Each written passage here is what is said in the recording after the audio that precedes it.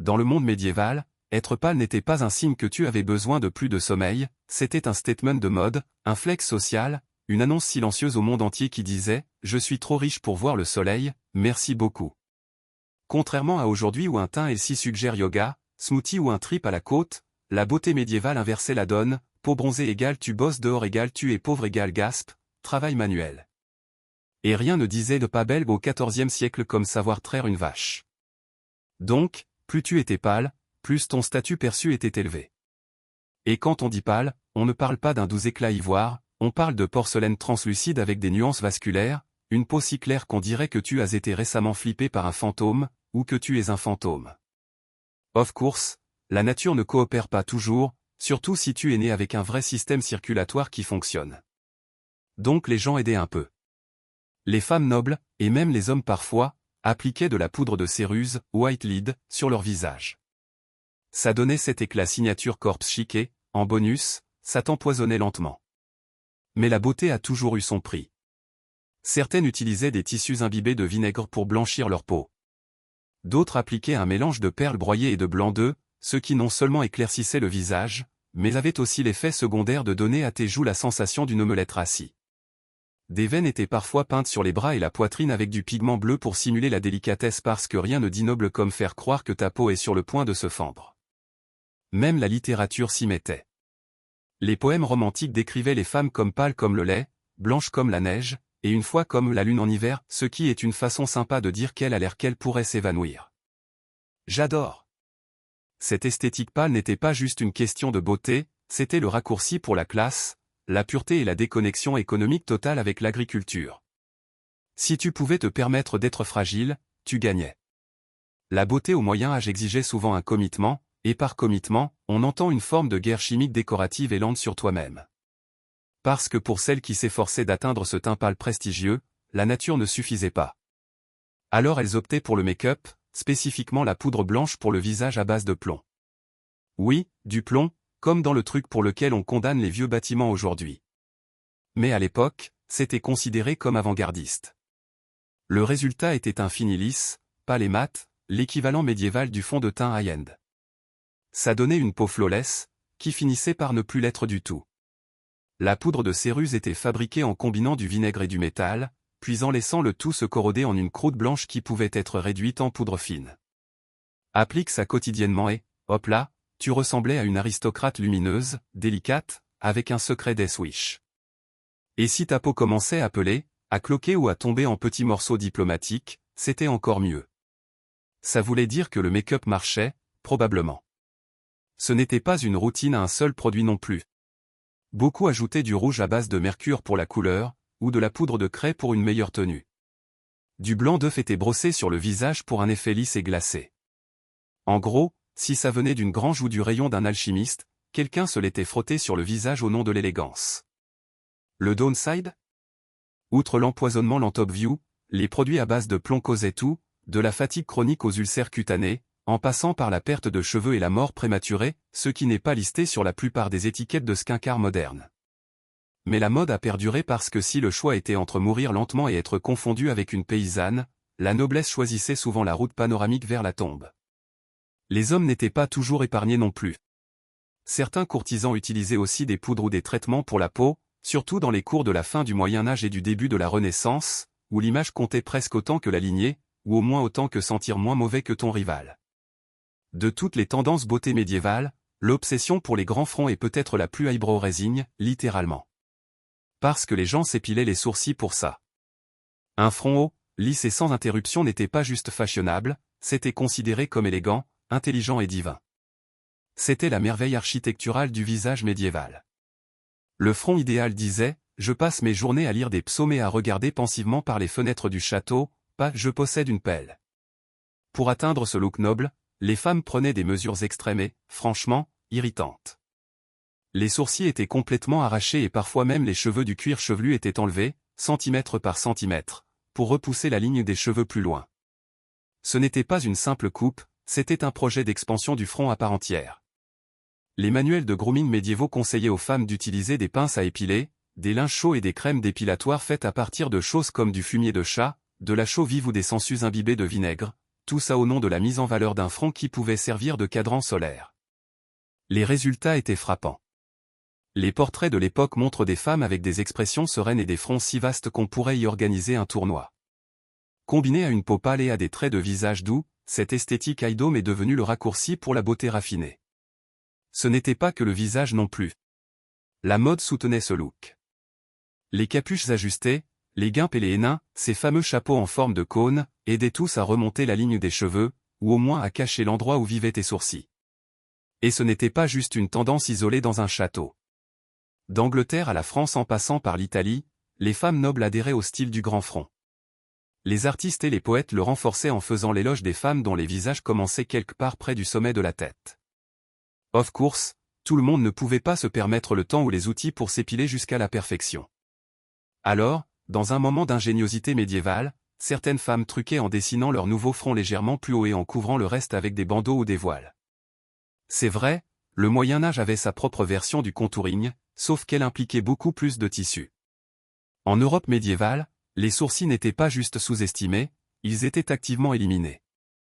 Les tendances modernes peuvent célébrer les sourcils audacieux, les arches emplumées et les tutos TikTok, mais au XIVe et XVe siècle, les sourcils étaient vus comme de l'encombrement facial inutile.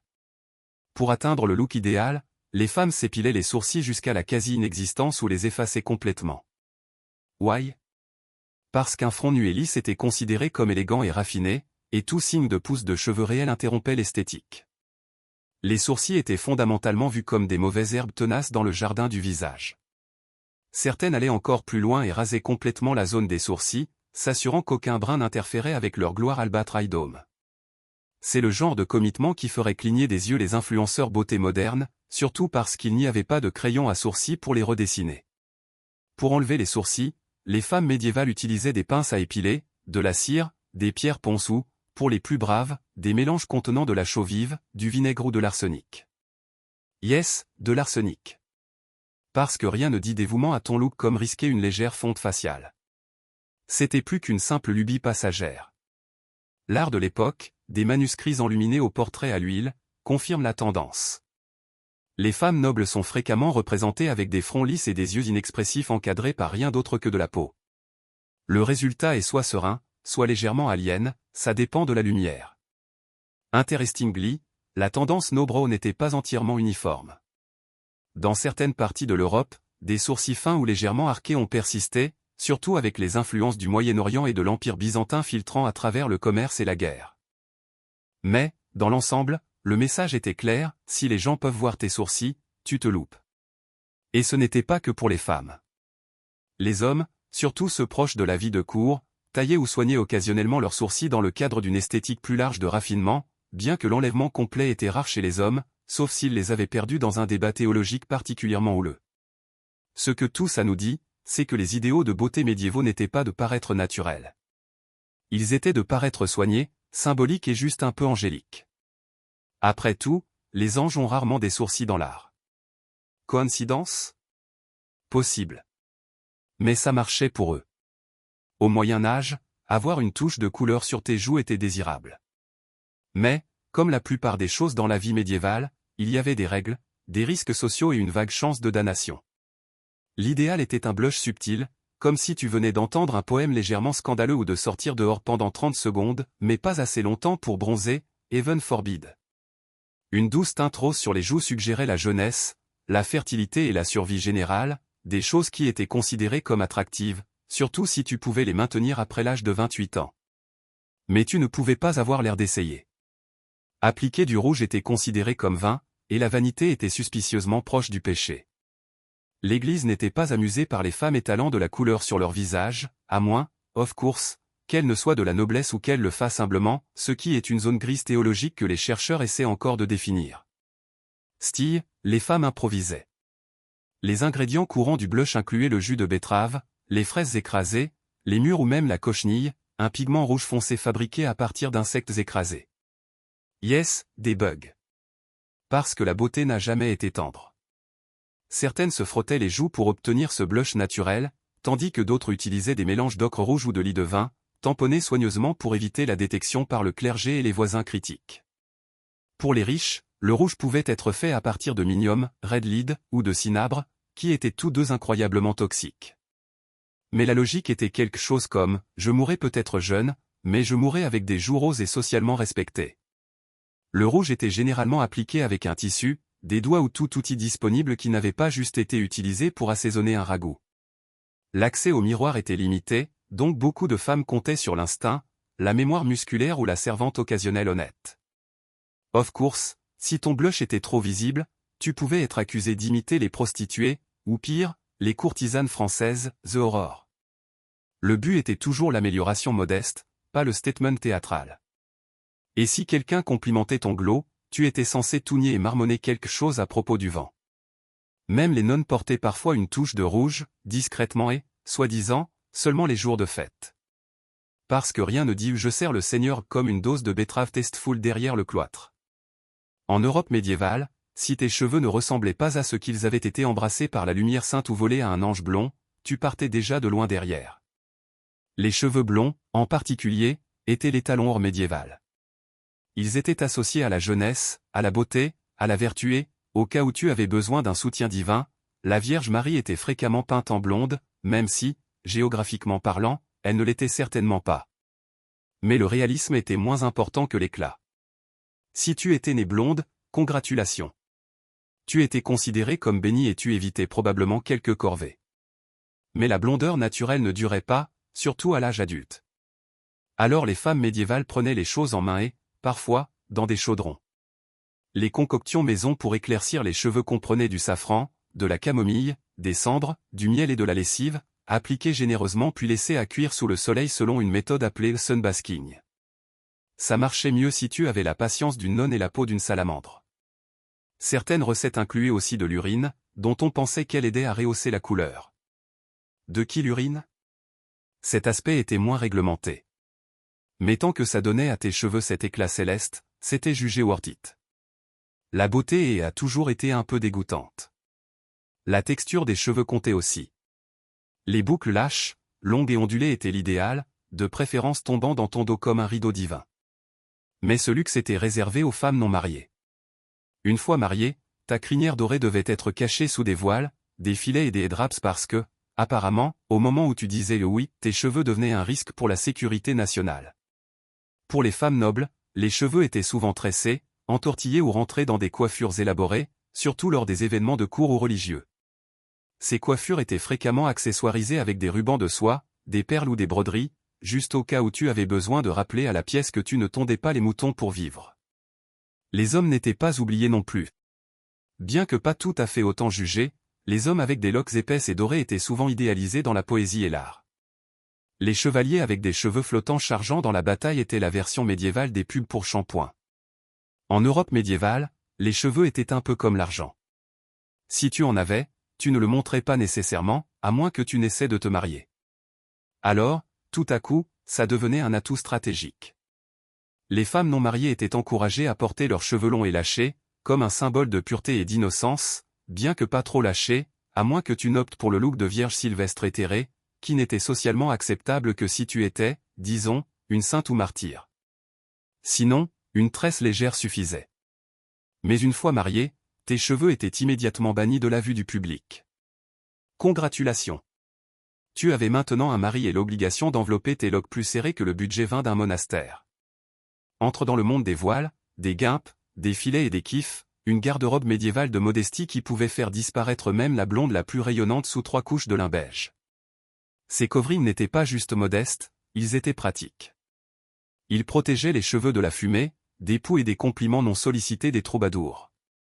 Les femmes les plus dévouées superposaient leurs coverings, une coiffe, un bonnet ajusté, pouvaient être portés sous un voile qui pouvait ensuite être épinglé sous une guimpe qui s'enroulait sous le menton. L'effet? Tu ressemblais à un sandwich pieux bien emmitouflé. Et c'était le but. Mais la mode est rarement satisfaite de la simple fonction.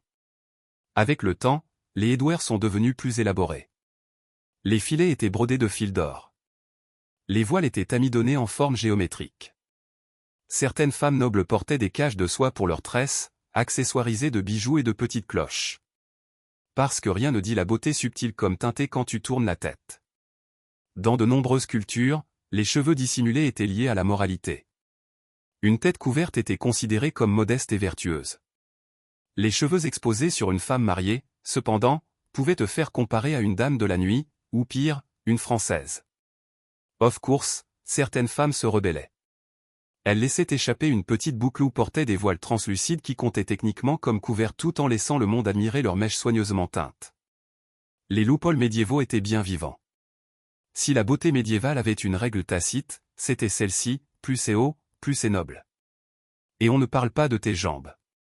Au XVe siècle, les femmes à travers l'Europe ont commencé à adopter une tendance de mode qui élevait littéralement leur apparence, le hennin, tu sais, ceux-là, ces chapeaux coniques imposants qui avaient l'air d'avoir été conçus par quelqu'un qui passait trop de temps autour des flèches d'église. Le hennin n'était pas juste un headwear, c'était une échelle sociale. Tu portais ces chapeaux qui pouvaient atteindre plus de 60 cm, parfois même plus, surtout parmi l'élite française et bourguignonne. Plus le hennin était haut, plus ton statut était élevé, et plus tu te cognerais aux portes en allant dîner. Souvent faits de soie fine, de velours ou de brocart, les hennins étaient structurés avec des armatures métalliques, ce qui leur donnait cette forme dangereusement aérodynamique. Un voile transparent tombait généralement de la pointe, ajoutant mouvement, mystère et une bonne chance de se faire prendre dans les bougies. Maintenant, réussir à faire tenir tes cheveux sous l'un de ces trucs était un art en soi. Les cheveux étaient tressés et rentrés dans le cône, ou parfois complètement rasés autour du front, encore du réal esthète de front. Pour aider le hennin à tenir correctement, le confort ne faisait pas partie du cahier des charges. Mais les hennins n'étaient pas la seule obsession verticale. Certaines femmes portaient des escopons en forme de cœur, qui ressemblaient à deux croissants collés de chaque côté de la tête, ou des hennins papillons, où les voiles étaient déployés comme les ailes, c'est super pour le drama, beaucoup moins pour la pluie. En dehors de la noblesse, la plupart des femmes s'en tenaient au voile, au bonnet de lin ou au cerclé et au plus simple, moins dangereux et moins susceptible d'être confondu avec une arme de siège. Le clergé et les penseurs conservateurs, comme on pouvait s'y attendre, étaient loin d'être enthousiastes. Ils avertissaient qu'une telle ostentation invitait à la vanité, au péché et peut-être à une entorse cervicale. Stille, les hennins restaient populaires parmi celles qui pouvaient se les offrir, un peu comme la plupart des idées terribles mais à la mode à travers l'histoire. Et si les hommes ne portaient pas de cônes gigantesques, ils avaient leur propre statement de style, pensez chapeau à plumes, capuche bordée de fourrure et chaussures pointues qui pouvaient aussi servir d'armes d'escrime. Au Moyen Âge, le corps idéal d'une femme n'était pas censé être athlétique, curvy ou tonique. Non, le but était de paraître délicate, réservée et peut-être en train de se remettre d'un malaise. La silhouette idéale était mince, douce et légèrement éthérée, comme quelqu'un qui vivait d'eau mielée. Les poèmes courtois et les, peut-être un peu bidons, manuels de beauté ne conseillaient pas aux femmes de développer leur force ou leur endurance. Le seul lifting attendu de toi était de lever ton voile dans un geste coquet avant de baisser rapidement les yeux et peut-être de t'évanouir. Mais il ne s'agissait pas d'avoir l'air maladive, du moins pas de façon obvious. Le sweet spot se situait quelque part entre trop faible pour porter un seau et encore capable de jouer du luth en étant assise. Une silhouette gracieuse et souple était associée à la noblesse parce que, of course, si tu travaillais, tu aurais des épaules plus larges, des bras plus forts et le malheur d'avoir du tonus musculaire. L'accent était mis sur une taille étroite, des courbes douces et un air général d'épuisement spirituel. Les tailles des robes étaient souvent resserrées juste en dessous de la poitrine, une version précoce de la taille empire, pour allonger le torse et donner l'illusion de hauteur et de fragilité. Et si cette illusion avait besoin d'aide, le laçage serré était disponible. Pas tout à fait des corsets, ceux-là sont venus plus tard, mais des curtelés des cierges étroitement liés faisaient très bien l'affaire. Être trop mince, cependant, n'était pas non plus le but. En temps de famine ou de peste, être très mince était un red flag, genre, cette personne est peut-être en train de mourir. Une petite touche de rondeur, en particulier au niveau du visage ou des hanches, était considérée comme saine et fertile. En gros, si tu avais l'air de pouvoir survivre à l'hiver et d'être toujours poétique, tu étais dans le sweet spot. Les conseils diététiques de l'époque n'étaient pas exactement équilibrés. Les manuels de beauté recommandaient des choses comme manger du fenouil pour la digestion, des pétales de rose pour la laine et boire du vin pour améliorer le teint. Des protéines? Uniquement s'il y avait encore une plume attachée. Les hommes, d'autre part, étaient autorisés à avoir plus de substance, des épaules larges, des jambes fortes et la capacité de porter une épée sans tomber. Mais même alors, la noblesse préférait une silhouette svelte avec une posture raffinée, pas la force brute. Au Moyen Âge, les yeux d'une femme étaient son pouvoir silencieux, la version médiévale de l'envoi d'un émoji coquin, sauf avec plus d'implications spirituelles et un peu moins de clignement. Les yeux médiévaux idéaux étaient grands, claire et soulful, du genre qui semblait murmurer « Je suis pleine de vertu et peut-être juste une pointe de mélancolie ». Pensez à des yeux qui avaient personnellement été témoins de la chute de l'homme et qui s'en remettaient encore poliment. Les poètes de l'époque ne pouvaient pas en avoir assez. Ils décrivaient les yeux comme des orbes lumineux, des gouttes de rosée du ciel ou des bassins de pure dévotion. Ce qu'ils disaient rarement, c'était injecté de sang, allergique ou j'ai passé toute la nuit à barater du beurre. Les yeux de couleur claire, bleu ou gris, étaient souvent idéalisés en Europe du Nord, associés à l'innocence, à la pureté et à l'hypothèse générale que tu n'avais pas vu trop de choses dérangeantes, ou du moins prétendu ne pas en avoir vu. En Europe du Sud, les yeux plus foncés étaient également admirés, surtout s'ils étaient associés à une lignée noble et à une bonne dot. Mettre en valeur les yeux était challenging. Il n'y avait pas de feutres eyeliner médiévaux, juste du charbon de bois, de la suie et de l'optimisme. Certaines femmes tamponnaient un peu de poudre noire autour des cils pour faire paraître les yeux plus grands, risquant l'irritation, une vision floue ou le démarrage du premier smokey eye accidentel au monde. Mais la plupart des femmes comptaient sur la nature et un éclairage stratégique. Envie d'avoir l'air plus éveillé? Tiens-toi près d'une bougie. Envie d'avoir l'air vertueuse? Regarde vers le bas en tout temps, même si tu trébuches sur le chat. Interestingly, les yeux légèrement larmoyants étaient admirés. Cela suggérait une sensibilité émotionnelle, une piété et peut-être que tu venais de finir de prier ou de lire quelque chose d'édifiant comme un poème de 300 lignes sur la chasteté. Les larmes artificielles n'étaient pas disponibles, mais regarder directement la fumée ou endurer une légère humiliation publique faisait généralement l'affaire. Quant au contact visuel, c'était une danse délicate. Trop pouvait être perçu comme audacieux, coquin ou suspicieusement français. Trop peu et tu risquais de paraître louche ou possédé. L'astuce consistait à jeter occasionnellement un coup d'œil sous des paupières baissées, comme quelqu'un qui avait mémorisé la Bible mais qui n'était pas sur le point de s'en vanter. Parlons de quelque chose rarement mentionné dans la poésie amoureuse médiévale, l'haleine. Plus précisément, de son odeur. Alors qu'un chevalier pouvait s'extasier sur les lèvres en bouton de rose de sa dame ou ses dents en forme de perles, il passait généralement sur ce qui se passait quand ses lèvres s'ouvraient. C'est parce que l'hygiène dentaire médiévale était au mieux un concept aspirationnel, et la fraîcheur mentholée n'avait pas encore été inventée, à moins que tu ne comptes te tenir près d'un jardin d'herbes aromatiques et espérer le meilleur.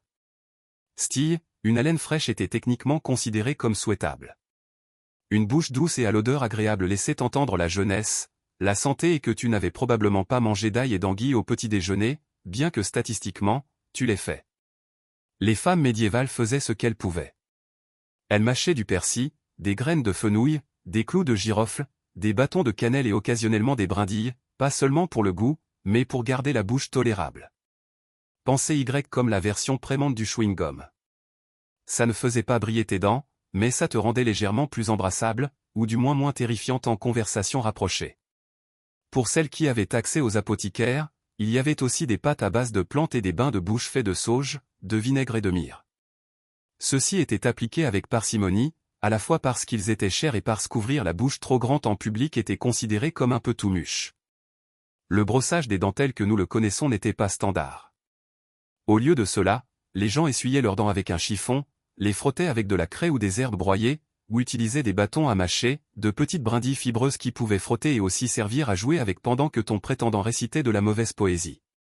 Et bien que la litose ne soit pas exactement romantique, elle n'était pas non plus considérée comme choquante. Après tout le monde avait mauvaise haleine à un certain degré, et ils avaient tous de plus gros problèmes, comme survivre à l'hiver ou éviter d'être brûlés comme hérétiques. Pour les femmes nobles, l'astuce consistait à minimiser l'offense tout en maintenant la grâce. Les conversations se déroulaient à bout de bras. L'affection publique était limitée. Et en cas de doute, éventez-vous et ayez l'air contemplative. Point bonus si tu portais une petite pomme d'ambre, un orbe parfumé rempli d'herbes à agiter doucement dans ta propre direction au besoin.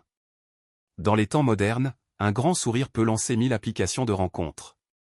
Au Moyen Âge, un sourire était une entreprise risquée, mieux utilisée avec parcimonie, comme les épices ou les révoltes paysannes. Why? Eh bien, l'hygiène dentaire médiévale n'était pas exactement florissante. Les dents étaient importantes, oui, mais plus pour mâcher du pain que pour charmer les prétendants. La plupart des gens avaient des dents qui allaient de légèrement douteuses à activement terrifiantes, surtout à 30 ans. Donc, moins les gens les voyaient, mieux c'était. Ce n'était pas entièrement dû à la négligence. La carie dentaire était endémique grâce à des régimes riches en pain, en porridge et en hydromel, et pauvre en brosse à dents, en fil dentaire ou littéralement en tout type de fluorure. Le sucre n'était pas encore largement consommé dans la plupart de l'Europe, mais même les féculents de base se décomposaient en une misère qui ternissait les dents. Aussi, la chirurgie dentaire à l'époque était essentiellement un exorcisme avec des pinces. Malgré cela, un sourire sain était discrètement admiré, juste pas bruyamment célébré. Des dents blanches et uniformes étaient rares et considérées comme une marque de jeunesse et de fortune, et peut-être un miracle. Mais les gens n'allaient pas se promener en affichant de grands sourires dentés comme dans des pubs médiévales pour le dentifrice. En fait, un sourire réservé aux lèvres fermées était beaucoup plus fashionable, genre je suis peut-être en train de contempler un soleil plutôt que je suis ravi d'être ici. Certaines femmes utilisaient même des poudres faites de sauge, de sel ou de corail moulu pour essayer de nettoyer ou de blanchir leurs dents. Ces méthodes étaient légèrement efficaces et surtout abrasives. Imaginez-vous vous brosser les dents avec du sable et espérer le meilleur. Mais dans l'ensemble, les dents étaient tolérées, pas affichées. L'art médiéval, par exemple, ne représente presque jamais de sourire à bouche ouverte. Même les saints et les anges gardent généralement la bouche poliment fermée, comme s'ils étaient eux aussi discrètement conscients des risques de montrer ses ratiches. Les hommes n'étaient pas épargnés non plus. Un chevalier pouvait gagner le cœur d'une dame avec sa bravoure et sa mâchoire ciselée, mais aucune ballade n'incluait jamais la ligne ses dents brillaient comme l'ivoire. Il y a une raison pour laquelle les troubadours chantaient sur les yeux, les cheveux et les mains, pas sur la laine et l'alignement des morsures. En ce qui concerne les normes de beauté médiévales pour les hommes, les attentes étaient étrangement spécifiques. Tu n'avais pas besoin d'être ciselé comme une statue grecque, mais tu ne pouvais pas non plus avoir l'air de juste être tombé d'une charrette de foin. Le sweet spot se situait quelque part entre prêt à jouter et où pourrait écrire un poème sur la joute sans la faire réellement. L'homme idéal était grand, svelte, aux épaules largées, très important, noblement indifférent. Pas trop musclé, cela suggérait le travail, mais pas trop doux non plus, cela suggérait la paresse ou trop d'hydromel.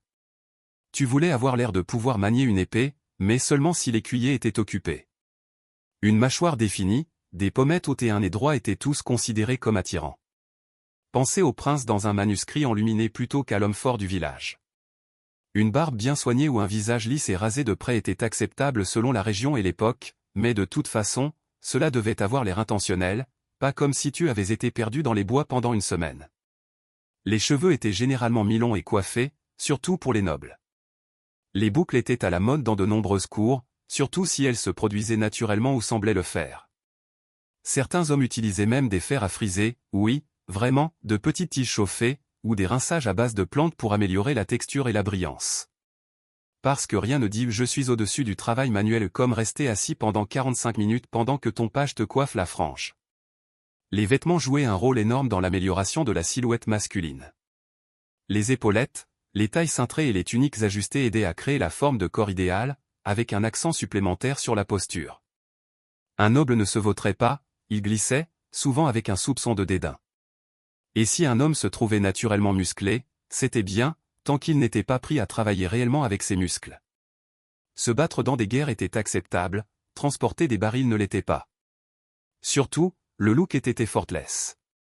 Tu n'étais pas censé essayer d'être attirant, tu étais simplement né noble, et cela seul te rendait attirant, une sorte de version médiévale de l'hôte sans essayer, sauf qu'au lieu d'un abonnement à la salle de sport, tu héritais de terre et d'un faucon. Dans une époque où le bain était techniquement optionnel et où la plomberie était surtout un rêve avec un nom latin, la gestion du parfum devint une forme d'art, et pas le genre glamoureuse marché à travers un nuage de Chanel numéro 5, plus la variété musc et proie. Pour être juste, les gens se baignaient, juste pas aussi souvent que nous l'espérerions, surtout selon le siècle, l'emplacement et la fréquence de la peste. Donc, pour éviter d'offenser les narines humaines et divines, les hommes et les femmes médiévales se sont tournés vers le pouvoir olfactif des herbes, des huiles et des sachets parfumés. Commençons par le pommandé, une petite boule creuse en métal portée sur une chaîne ou épinglée sur les vêtements et remplie d'herbes fortement parfumées comme des clous de girofle, du romarin, de la cannelle, de la sauge et parfois quelque chose d'ominou étiqueté ou poudre de rose. Ce n'était pas seulement pour l'élégance, c'étaient des boucliers olfactifs portables. Pensez Y comme la version médiévale de se promener avec une grenade frisée. La noblesse favorisait également les gants parfumés, les mouchoirs et même les peignes parfumés. Tout était fair game pour l'amélioration de l'arôme, y compris les cheveux, qui étaient parfois douchés avec des eaux florales ou des infusions de vinaigre qui sentaient légèrement mieux que la sueur et le désespoir. En parlant de sueur, oui, les gens transpiraient absolument. Les vêtements médiévaux étaient lourds, les étés étaient chauds et le déodorant était encore à plusieurs siècles de réinventer les aisselles. La solution? Des couches de lin qui absorbaient la sueur et pouvaient être lavées plus fréquemment que les vêtements extérieurs en laine ou en soie. Certains ajoutaient des sachets d'herbe à leur couche inférieure, espérant combattre l'odeur avec un optimisme parfumé. Les bains étaient une chose, surtout pendant les périodes du début et de la fin du Moyen Âge, mais l'accès variait énormément. L'Église a fini par froncer les sourcils face à la nudité communautaire, ce qui a vraiment freiné l'enthousiasme pour l'hygiène. Donc, beaucoup se sont tournés vers le bain sec, qui est exactement aussi peu rafraîchissant que cela en a l'air, s'essuyer avec un chiffon, puis vaporiser de l'eau parfumée et prétendre que ça comptait. Et puis il y avait les perfectionnistes, les gens qui gardaient des pétales de fleurs dans leurs chaussures ou qui mettaient des herbes dans leur linge de lit pour sentir vaguement comme quelqu'un qui avait récemment vu un jardin. En Europe médiévale, la beauté n'était pas seulement superficielle, elle était moralement chargée. Un visage bien composé pouvait être une bénédiction divine, une arme sociale ou un piège tendu par le diable lui-même, parfois les trois avant le petit déjeuner. Être belle, c'était marcher sur un fil très fin. D'une part, la beauté physique, peau claire, traits symétriques, teint pâle, était considérée comme un signe de vertu. Si tu étais belle, cela signifiait que tu étais bénie, peut-être choisie par Dieu ou, au moins, peu susceptible de voler des moutons. Les poètes, les prédicateurs et les peintres décrivaient tous la beauté comme une preuve d'une âme pure. Mais il y avait un hic. Si tu savais que tu étais belle, ou pire, si tu utilisais cette beauté à ton avantage, tu devenais immédiatement suspecte. La vanité était un péché, remembé? Et montrer trop d'intérêt pour son apparence laissait entendre de la fierté, de la séduction ou, pire que tout, des tendances françaises. Les sermons médiévaux avertissaient que la beauté des femmes pouvait tenter les hommes de péché, ce qui, of course, était entièrement la faute de la femme. Ève a créé un précédent et l'Europe médiévale a couru avec pendant 1000 ans. Une femme portant du maquillage, montrant un peu de cheveux ou faisant battre ses cils au mauvais chevalier pouvait facilement se retrouver accusée d'être tout, d'immorale à carrément démoniaque. Certains croyaient même que la beauté pouvait être une illusion, un déguisement de magicienne, un glamour conjuré par des sorcières pour égarer les hommes vertueux. Cela peut sembler dramatique, mais remembé, c'était une époque où le mauvais temps pouvait te faire brûler sur le bûcher. Inversement, celle qui était laide ou mal faite était parfois présumée moralement déficiente ou simplement malchanceuse. L'idée que l'apparence extérieure reflétait le caractère n'était pas seulement populaire, c'était une doctrine dans certains cercles. La beauté signifiait la grâce, la laideur signifiait la punition, la maladie ou la déception divine. Of course, tout cela rendait les choses spectaculairement déroutantes. Sois belle, mais n'essaie pas trop fort. Rayonne de vertu, mais pas au point que ça ressemble à de la fierté. Et surtout, ne sois jamais plus attirante que la femme du seigneur local. C'était un aller simple pour un couvent silencieux ou une maladie exceptionnellement pratique. Donc, en fin de compte, les normes de beauté médiévale n'étaient pas seulement une question d'esthétique, c'était une funambule morale à part entière, équilibrant la vanité, la vertu et tout le plomb en poudre restant dans ta trousse à maquillage. Les immortels persans étaient plus que de simples troupes d'élite. Ils étaient une déclaration, un symbole vivant de la force impériale, de la précision et les immortels, c'était bien plus que des soldats d'élite, c'était un symbole vivant de la puissance, de la précision et d'une continuité implacable. Leurs origines remontent à la naissance même de l'Empire achéménide, sous Cyrus le Grand, au VIe siècle avant notre ère. À une époque où la Perse se transformait rapidement d'une puissance régionale en un rouleau compresseur impérial tentaculaire, Cyrus avait compris quelque chose de vital, un empire a besoin d'une colonne vertébrale, pas seulement d'administrateurs et de gouverneurs, mais d'une force d'élite capable de projeter la domination, d'inspirer la loyauté et de réprimer la rébellion avec une égale efficacité. Ainsi sont nés les immortels. Le nom immortel n'était pas juste une touche de prestige royal, c'était un chef-d'œuvre logistique et psychologique. Selon Hérodote, leurs effectifs étaient toujours maintenus à exactement 10 000 hommes. Si un homme mourait, tombait malade ou était blessé, il était instantanément remplacé. Les chiffres ne vacillaient jamais.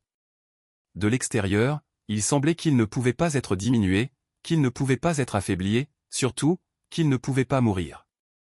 Qu'il s'agisse d'un mythe ou d'une astuce comptable ingénieuse, l'image est restée et le nom a perduré. Dans ce cas, l'immortalité n'était pas une question de survie individuelle, il s'agissait de la présence éternelle de la puissance perse. Ces hommes n'étaient pas des conscrits pris au hasard. Être un immortel signifiait être sélectionné parmi la noblesse perse, ou du moins parmi les familles de haut rang et de loyauté prouvée. L'entraînement commençait jeune, la discipline était brutale, la loyauté envers le roi était inébranlable. On attendait d'eux qu'ils soient non seulement des guerriers, mais aussi des exemples de valeurs impériales, ordre, obéissance et calme sous la pression. Ils étaient également richement vêtus, des robes de matière fine, une armure d'écaille sous leurs vêtements et, souvent, armés d'une lance, d'un arc, d'une épée courte et d'un bouclier en osier. Leur apparence était aussi calculée que leur tactique. Les rois perses n'envoyaient pas seulement des guerriers au combat, ils envoyaient un message politique mobile enveloppé de soie et d'acier.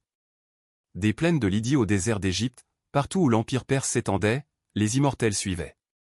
Ils se tenaient derrière les rois, à côté des trônes et en première ligne du champ de bataille. Si tu les voyais approcher, tu ne voyais pas seulement des soldats, tu voyais le battement de cœur ininterrompu de l'empire. Les immortels ne clignaient pas des yeux, les immortels ne reculaient pas, les immortels enduraient. Et c'est exactement ce qui les rendait terrifiants. L'apparence des immortels perses n'était pas un accident, c'était une guerre psychologique. Ces hommes n'étaient pas couverts de bronze brillant de la tête aux pieds, comme les hoplites grecs. Non, les immortels avaient l'air d'un autre monde, comme une vague d'ombre richement vêtue balayant le pays. Leurs uniformes mélangeaient le prestige royal avec la fonction militaire. Ils portaient des tuniques et des pantalons richement brodés, souvent teints en rouge et en violet, les couleurs de la noblesse et du commandement. Sous ces vêtements se trouvait une couche d'armure d'écaille en bronze ou en fer, suffisamment souple pour permettre le mouvement, mais mortelle au corps à corps. Leur bouclier était fait d'osier tissé, trompeusement léger, mais capable de dévier les flèches et d'absorber les coups. Leur élément le plus distinctif, cependant, était leur coiffe, un bonnet de feutre souple appelé tiare, parfois tiré sur le visage pour masquer l'identité. Contrairement aux Grecs, qui glorifiaient l'individualité dans l'armure et la valeur, les immortels prospéraient dans l'uniformité. 10 000 hommes se déplaçant dans un silence quasi total, tous armés et blindés de la même manière, créaient un spectacle visuel qui submergeait les sens. C'était comme regarder un rideau de mort descendre sur le champ de bataille. Chaque immortel portait une lance courte, un arc avec un carquois de flèches et une épée courte ou une ceinture. Mais le plus impressionnant était peut-être leur capacité à se déplacer rapidement et à rester mortels sur presque tous les terrains. Leur entraînement mettait l'accent sur l'agilité et l'endurance plutôt que sur la force brute.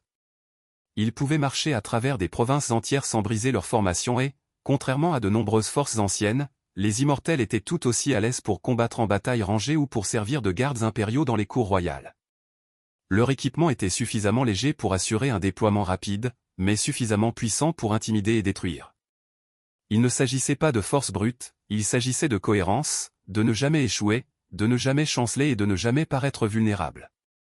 Et cette cohérence, combinée au mystère de leur apparence, a contribué à forger leur légende. Lorsqu'ils entraient au combat, les tambours résonnaient et la poussière se soulevait derrière eux, mais leurs expressions restaient étrangement impassibles. Pas de rugissement, pas de vantardise, juste une précision synchronisée et inquiétante. C'était comme s'ils n'étaient pas des hommes, mais des machines façonnées non pas dans la chair, mais dans la discipline, le rituel et la peur. Affronter les immortels, ce n'était pas simplement affronter la mort, c'était affronter un concept. Certaines armées ne se contentent pas de se battre, elles endurent sans pause ni pitié. Être un immortel n'était pas juste un boulot, c'était une identité à vie, un symbole de statut et, à certains égards, une sentence. Bien qu'ils soient vénérés et richement récompensés, les attentes étaient immenses. Ces hommes vivaient sous une surveillance constante. Leur nourriture, leurs vêtements et leur logement étaient tous fournis par l'État, mais pas par gentillesse. C'était pour assurer un contrôle absolu. Dès l'instant où ils entraient dans les rangs, ils n'appartenaient plus à leur famille, mais à l'Empire. La plupart des immortels venaient de la noblesse perse, Mède ou élamite, mais les fils de rang inférieur de familles loyales pouvaient s'élever dans les rangs s'ils faisaient preuve d'une discipline exceptionnelle. L'entraînement commençait dans l'enfance, souvent au sein de communautés militaires attachées à la cour royale. Les garçons apprenaient le tir à l'arc à cheval, à endurer la douleur et la faim, à marcher au pas et, surtout, à obéir sans hésitation. Il n'y avait pas de place pour la recherche de gloire ou l'ambition personnelle. Un immortel qui se démarquait trop était corrigé. La formation était sacrée, l'unité passait avant tout. La discipline régissait tous les aspects de leur vie. Ils suivaient une routine quotidienne stricte, se réveiller avant l'aube, s'entraîner en silence, entretenir les armes et l'armure. Les repas étaient pris en commun, toujours modestes, toujours calculés sur le plan nutritionnel pour l'endurance. La viande, le pain plat, les dattes et le vin étaient des aliments de base, mais les luxe étaient découragés. L'Empire avait besoin de guerriers, pas d'aristocrates choyés. Lorsqu'ils n'étaient pas en campagne, les immortels servaient de garde pour le roi et sa cour, mais même alors, leur fonction était plus que cérémonielle. Ils surveillaient les tentatives d'assassinat, surveillaient la déloyauté des nobles et maintenaient l'ordre dans les endroits les plus instables de l'Empire. Leur simple présence pouvait faire taire la dissidence dans une salle royale. Ils étaient les yeux et les oreilles du souverain achéménide, entraînés à détecter les mensonges, à sentir la peur et à agir de manière décisive. Interestingly, ils n'étaient pas entièrement coupés de la vie familiale. Les immortels étaient autorisés à se marier et à entretenir un foyer. Cependant, ils pouvaient être convoqués à tout moment. Lorsque le devoir les appelait, ils laissaient tout derrière eux, sans poser de questions. Un homme qui hésitait, même une seule fois, pouvait être discrètement remplacé. Après tout, le nombre devait toujours rester à 10 000, pas de lacune, pas de retard. C'est ce système froid et efficace qui a assuré leur mytho. Ils ne se battaient pas seulement avec discipline, ils vivaient dans la discipline. Ils étaient des outils de l'Empire, aiguisés, polis et affûtés jusqu'à ce qu'il ne reste plus que le devoir. Si Cyrus le Grand a créé les immortels, c'est Darius le Grand qui les a perfectionnés. Lorsque Darius est arrivé au pouvoir en 522 avant notre ère, au milieu d'intrigues de palais et d'assassinats, les immortels ont été l'outil qu'il a utilisé pour légitimer et stabiliser son règne. Ils n'étaient plus seulement une garde personnelle, ils étaient une extension de l'autorité royale, tissée directement dans le tissu de sa bureaucratie impériale en expansion. Darius comprenait que le pouvoir ne reposait pas seulement sur la force militaire, mais sur l'illusion de l'ordre et de l'inévitabilité. Et rien ne projetait cette image plus efficacement que les immortels. Il les faisait défiler lors des festivals, les faisait stationner bien en évidence autour de sa nouvelle capitale de Persépolis et les envoyait en mission très médiatisée. Ils étaient toujours visibles, toujours impassibles, toujours les mêmes 10 000 visages éternels de la domination perse. Mais Darius a également remodelé leur rôle tactique. Sous sa direction, les immortels sont devenus un élément central de la guerre combinée perse. N'étant plus seulement une infanterie d'élite, ils étaient souvent déployés aux côtés d'archers, de cavalerie et de chars lors de frappes coordonnées. Darius accordait une immense valeur à la flexibilité stratégique, et les immortels devaient s'adapter. Ils se sont entraînés plus rigoureusement au combat à distance, à la guerre de siège et à la coordination sur le champ de bataille. Les rapports d'observateurs grecs ultérieurs décrivent comment ils se déplaçaient avec une efficacité terrifiante, tirant des flèches en salve tout en avançant lentement derrière leur bouclier en osier, sans jamais briser la formation. Ils sont également devenus fortement impliqués dans la répression des rébellions. L'empire de Darius s'étendait de l'Égypte à la vallée de l'Indus, et les révoltes étaient fréquentes. Les immortels étaient souvent la première vague de représailles. En Élam, à Babylone et en Scythie, ils agissaient à la fois comme punition et comme message, l'Empire vous observe et la volonté du roi est inépuisable. C'est sous Darius qu'ils ont acquis une réputation plus sombre, non pas simplement des guerriers d'élite, mais des instruments de peur et de rétribution. Même leur iconographie a été élevée. Les sculptures de Persépolis les montrent en ligne parfaite, stylisées et identiques, faisant face à l'éternité dans la pierre. Ce n'était pas de simples portraits, c'était de la propagande. Darius voulait que chaque sujet et chaque visiteur sache que ces hommes sont toujours là, toujours armés et qu'ils ne meurent pas. Sortez du rang et vous en rencontrerez 1 ou 10 000. Grâce à Darius, les immortels sont devenus plus qu'une unité militaire, ils ont été une peur institutionnalisée, tissée dans l'image royale, déployée avec une précision chirurgicale et enveloppée d'un silence filé d'or. Les immortels perses ont atteint le sommet de leur légende sous le règne de Xerxès le Grand, et c'est au col montagneux étroit des Thermopyles en 480 avant notre ère que leur réputation a été le plus farouchement mise à l'épreuve. Cette bataille, aujourd'hui mythifiée à travers des siècles d'art et de cinéma, n'était pas seulement un affrontement d'armées, c'était une collision symbolique entre deux visions du monde radicalement différentes, l'ordre impérial perse contre la résistance des cités-États grecs. Et au centre de la tempête se tenaient les immortels. Lorsque Xerxès a envahi la Grèce avec ce que les sources anciennes affirmaient être la plus grande armée que le monde ait jamais vue, il a amené les immortels comme son avant-garde personnelle. Ils ne faisaient pas que le garder, ils étaient un scalpel au cœur du chaos. Leur réputation à elle seule les précédait. Les Grecs avaient entendu parler des 10 000 qui ne mouraient jamais, les troupes d'élite qui servaient les rois comme des dieux et se battaient avec une précision sans faille. Aux Thermopyles, ils ont rencontré une résistance qui a ébranlé leur mytho. Le roi Léonidas essaie souvent, tout s'arrêtait avant même de commencer, simplement parce que l'alternative, affronter les immortels, était trop affreuse pour être envisagée. Même au sein de la cour royale, leur présence était multifonctionnelle. Ils agissaient comme gardes d'apparat lors des fêtes du Nowruz, des couronnements et des réceptions diplomatiques, mais en coulisses, ils surveillaient les courtisans, débusquaient la trahison et faisaient appliquer la volonté du roi avec une efficacité silencieuse. Certains historiens soutiennent qu'ils agissaient presque comme un service de renseignement interne, un avertissement omniprésent que la loyauté n'était pas facultative. Cette double identité, guerrier et envoyé, exécuteur et ornement, faisait partie de leur génie. Contrairement à la plupart des unités d'élite des temps anciens qui vivaient uniquement pour la gloire de la bataille, les immortels servaient une stratégie impériale beaucoup plus large. La guerre n'était qu'un outil, le leur était un empire maintenu ensemble non seulement par des épées, mais aussi par des symboles. Les immortels comprenaient que la peur et la crainte sont sœurs. Dans les cours étrangères et les palais isolés, leur arrivée envoyait un message clair, le roi vous observe, l'empire est éternel et la résistance ne vaut pas le prix. Et de cette façon, ils menaient des guerres sans jamais dégainer une lame. Tous les empires vieillissent, tout comme leur légende. Vers la fin de l'empire achéménide, les immortels étaient toujours craints, toujours respectés, mais plus invincibles. La machine qui les avait autrefois rendus immortels commença à rouiller, non pas avec un effondrement spectaculaire, mais avec une lente inefficacité rampante. Alors que les rois perses se détachaient de plus en plus du champ de bataille, plus préoccupés par le luxe et les intrigues de la cour, les immortels aussi commencèrent à se transformer de guerriers endurcis en ornements royaux. Sous des rois comme Artaxerxès et Darius III, la garde d'élite existait toujours, portait toujours les vêtements appropriés, marchait toujours en formation parfaite, mais des fissures s'étaient formées. Les normes de recrutement ont baissé, le favoritisme politique a commencé à s'infiltrer dans leurs rangs. Là où seuls les hommes les plus disciplinés et les plus loyaux étaient sélectionnés, les nobles tiraient maintenant des ficelles pour placer des fils indignes dans les 10 000 sacrés. Le résultat fut subtil, mais fatal, uniformité sans esprit, discipline sans cœur. Cette décadence devint tragiquement évidente lorsqu'Alexandre le Grand lança son invasion de la Perse en 334 avant notre ère. À la bataille de Gaugamel en 331 avant notre ère, les immortels furent déployés aux côtés du centre perse pour défendre Darius III. Et bien qu'ils se soient battus avec courage, ils ne purent tenir tête au génie tactique et à l'élan impitoyable des phalanges macédoniennes d'Alexandre. Ils furent débordés, manœuvrés et submergés. Pire encore, le mythe ne survécut pas à la bataille. Pendant des siècles, le nom immortel avait inspiré la crainte, mais Gaugamel prouva qu'ils n'étaient plus ce qu'ils avaient été sous Cyrus le Grand ou Xerxès Ier.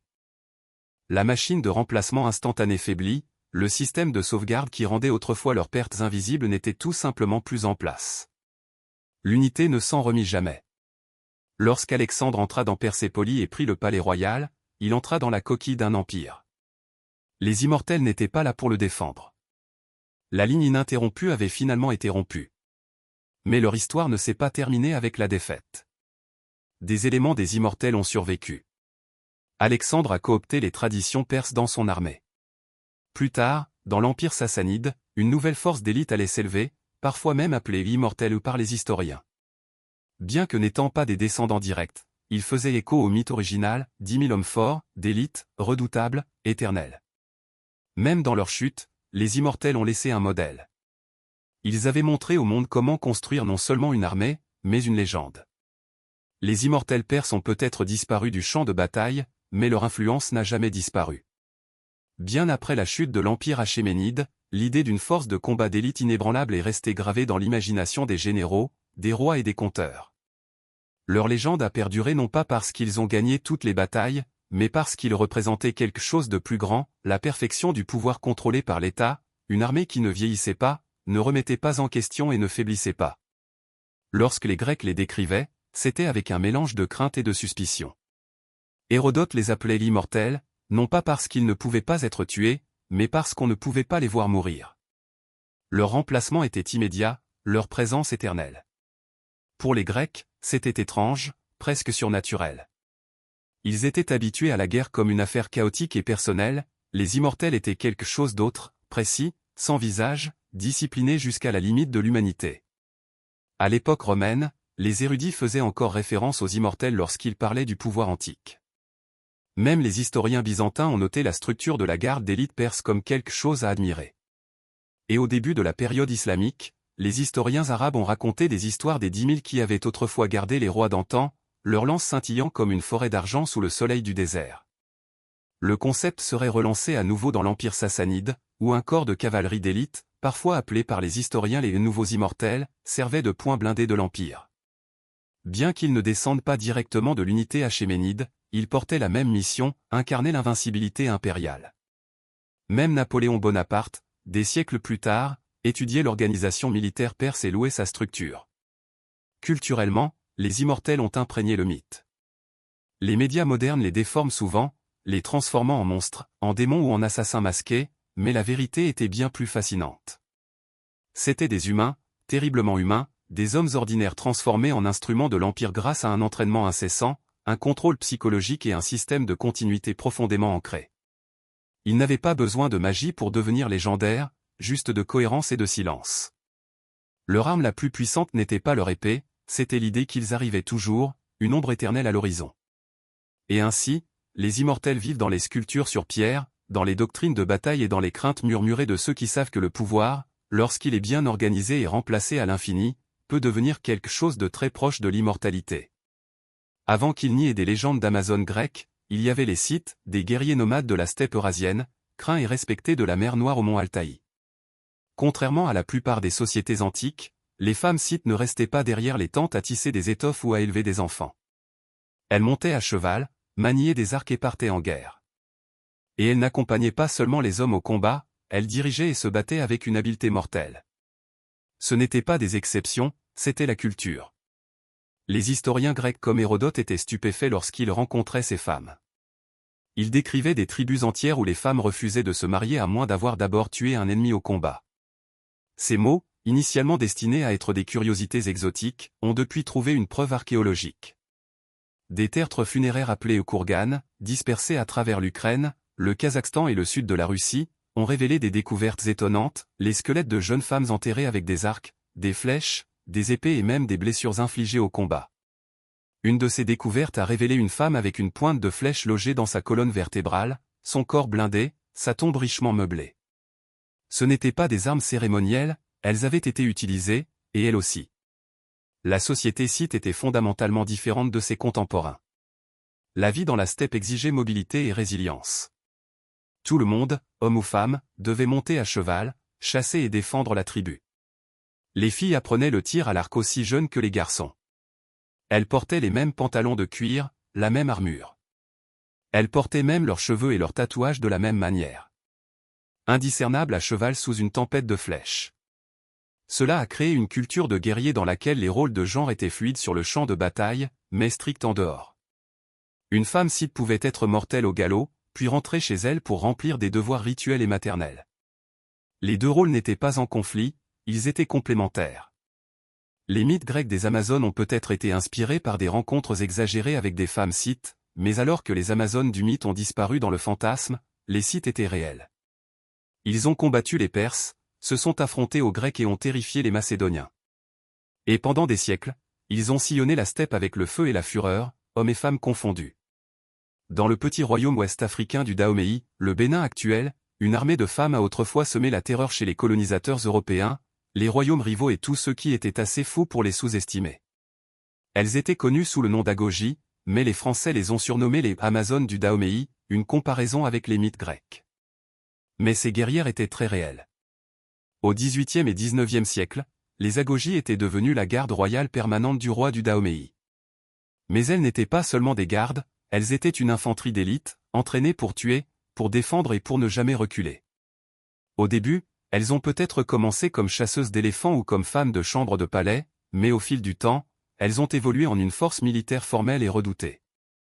Recrutées alors qu'elles étaient jeunes filles, souvent choisies pour leur force ou leur esprit, les Agogies étaient séparées de leur famille et soumises à un entraînement intensif. La discipline était totale. Elles couraient des parcours d'obstacles remplis d'épines, s'entraînaient au combat à l'épée réelle et prêtaient serment de célibat et de loyauté absolue au roi. Elles portaient des ceintures tressées et portaient des mousquets, des machettes et des massues. Mais leur arme la plus mortelle était psychologique.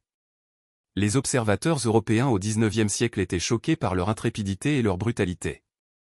Un officier français a noté avec malaise comment une Amazone du Dahomey s'est précipitée en avant, a ouvert la gorge d'un homme, puis a calmement essuyé sa lame. Ce n'étaient pas des guerrières symboliques, c'étaient des troupes de choc de première ligne, utilisées lors de raids, de batailles et d'embuscades. Pendant les guerres franco-dahoméennes dans les années 1890, les Agojis se sont battus au corps à corps avec les troupes coloniales françaises. En infériorité numérique et moins bien armées, elles ont tout de même lancé des raids nocturnes, mené des embuscades et se sont battues rue par rue pour défendre leur royaume. Leur ténacité a forcé les commandants français à reconsidérer leurs tactiques et leurs hypothèses sur le genre au combat. Mais ce n'est pas seulement leur succès sur le champ de bataille qui comptait. Les Amazones du Dahomey existaient dans un monde profondément patriarcal, et pourtant, elles se sont taillées un espace d'autonomie et d'influence totale. Elles conseillaient les rois, remplissaient des fonctions cérémonielles et façonnaient la politique étrangère du royaume, non pas en coulisses, mais avec des lames à la main. Bien que les Français aient finalement vaincu le Dahomey, la légende des Agojis n'est jamais morte. En fait, leur héritage a contribué à inspirer des guerrières fictives modernes comme les Dora Milaje dans le film Black Panther de Marvel. Mais la vérité, comme toujours, est plus impressionnante que la fiction. Dans les pages sombres de l'histoire médiévale du Japon, une femme chevauche à travers le sang et la légende, Tomo Gozen, une guerrière samouraï de la fin du XIIe siècle. Elle s'est battue pendant la guerre de Janpei, un conflit civil brutal entre les clans Minamoto et Taira qui a donné naissance au premier shogunat.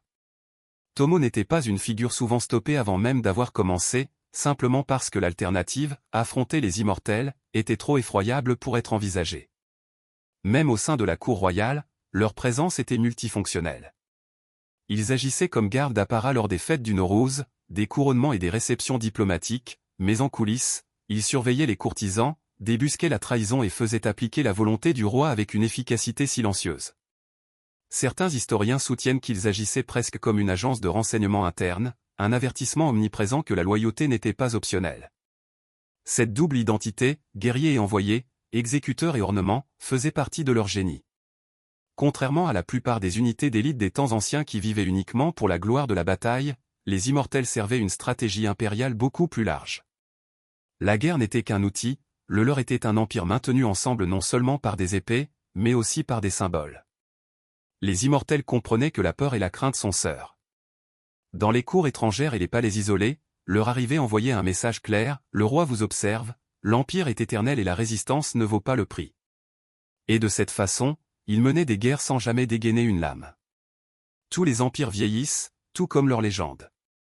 Vers la fin de l'empire achéménide, les immortels étaient toujours craints, toujours respectés, mais plus invincibles. La machine qui les avait autrefois rendus immortels commença à rouiller, non pas avec un effondrement spectaculaire, mais avec une lente inefficacité rampante. Alors que les rois perses se détachaient de plus en plus du champ de bataille, plus préoccupés par le luxe et les intrigues de la cour, les immortels aussi commencèrent à se transformer de guerriers endurcis en ornements royaux. Sous des rois comme Artaxerxès et Darius III, la garde d'élite existait toujours, portait toujours les vêtements appropriés, marchait toujours en formation parfaite, mais des fissures s'étaient formées. Les normes de recrutement ont baissé, le favoritisme politique a commencé à s'infiltrer dans leurs rangs. Là où seuls les hommes les plus disciplinés et les plus loyaux étaient sélectionnés, les nobles tiraient maintenant des ficelles pour placer des fils indignes dans les 10 000 sacrés. Le résultat fut subtil, mais fatal, uniformité sans esprit, discipline sans cœur. Cette décadence devint tragiquement évidente lorsqu'Alexandre le Grand lança son invasion de la Perse en 334 avant notre ère. À la bataille de Gaugamel en 331 avant notre ère, les immortels furent déployés aux côtés du centre perse pour défendre Darius III. Et bien qu'ils se soient battus avec courage, ils ne purent tenir tête au génie tactique et à l'élan impitoyable des phalanges macédoniennes d'Alexandre. Ils furent débordés, manœuvrés et submergés. Pire encore, le mythe ne survécut pas à la bataille. Pendant des siècles, le nom immortel avait inspiré la crainte, mais Gaugamel prouva qu'ils n'étaient plus ce qu'ils avaient été sous Cyrus le Grand ou Xerxès Ier. La machine de remplacement instantané faiblit, le système de sauvegarde qui rendait autrefois leurs pertes invisibles n'était tout simplement plus en place. L'unité ne s'en remit jamais. Lorsqu'Alexandre entra dans Persépolis et prit le palais royal, il entra dans la coquille d'un empire.